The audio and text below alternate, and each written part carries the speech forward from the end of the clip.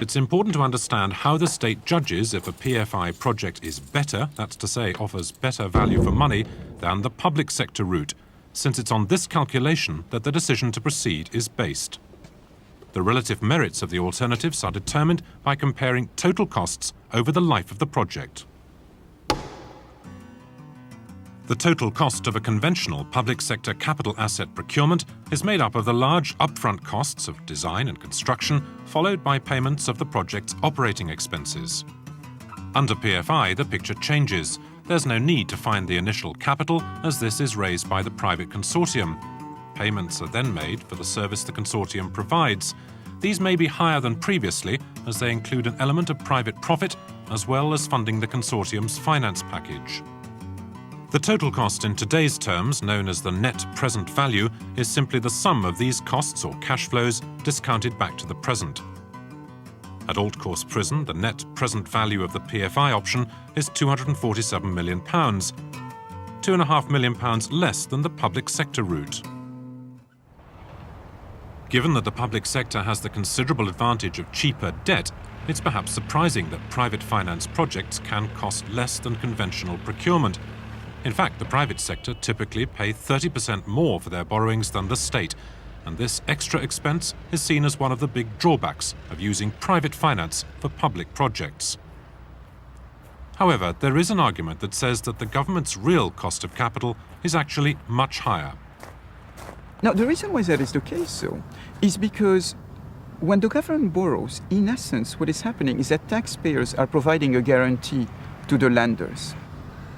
Now, that is not the case with the private sector. If a company is unable to service its debt, in general, the debt holders, the lenders, will lose some money. We simply have to look at the case, for example, of Eurotunnel. Now, this guarantee that is provided by taxpayers is very valuable. There is a cost that is imposed on taxpayers when they are called upon to do so.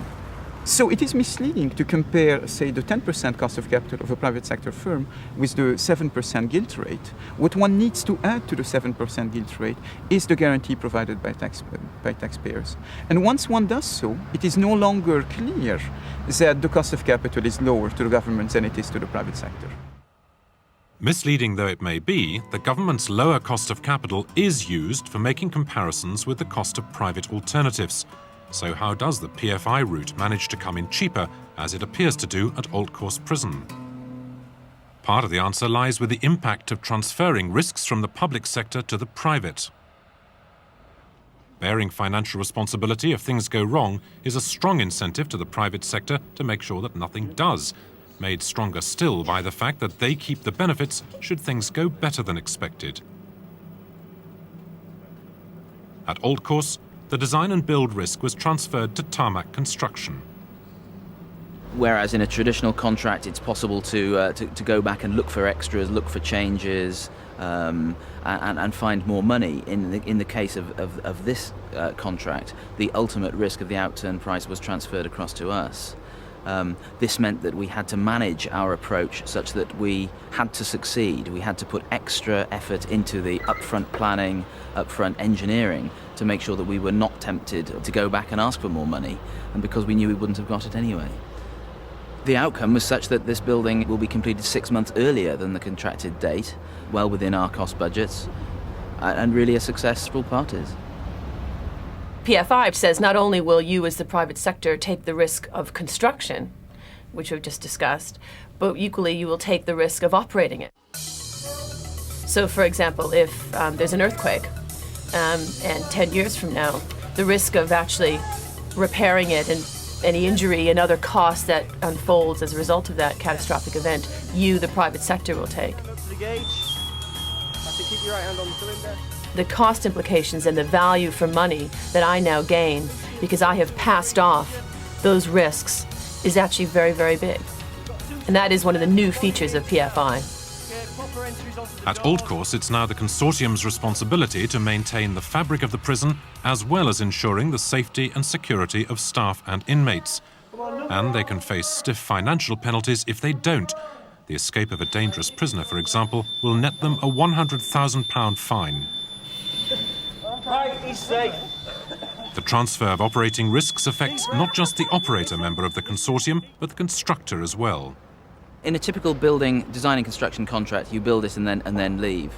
The fact that we had the long-term responsibility for the operating of the concession as well meant that we had to weigh the balance between the design and construction cost and the operation cost. For example, we see around us high technology fencing. This was put in at extra cost. The extra investment made in the high technology meant that the operator could reduce his staffing levels. The operator in this case is a subsidiary of the security company Group 4.